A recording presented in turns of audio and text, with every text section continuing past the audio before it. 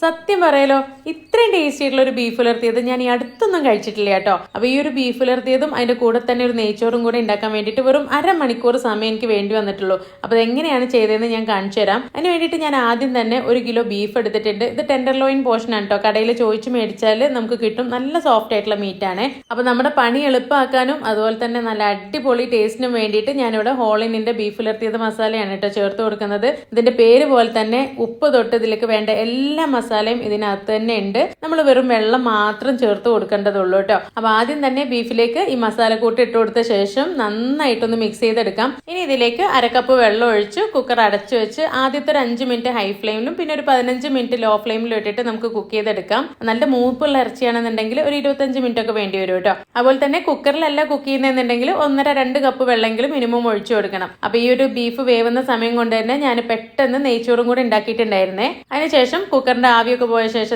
Cooker തുറന്ന് നോക്കുമ്പോൾ ബീഫിൽ നിന്ന് നല്ലപോലെ വെള്ളം ഇറങ്ങി വന്നിട്ടുണ്ട് കേട്ടോ. അപ്പൊ ഒരു 5 മിനിറ്റ് ഹൈ ഫ്ലെയിമിലിട്ടിട്ട് ഒന്ന് വറ്റിച്ചെടുത്തു. അതിനുശേഷം ബീഫിലെ വെള്ളം മുഴുവനായിട്ട് വറ്റിച്ച് അതൊന്ന് ഉലർത്തിയെടുക്കാൻ വേണ്ടിയിട്ട് ഒരു പാനിലേക്ക് ഇട്ട് കൊടുത്തിട്ട് ഹൈ ഫ്ലെയിമിൽ ഒരു 5 മിനിറ്റ് ഇളക്കി കൊടുത്തിട്ടുണ്ട്.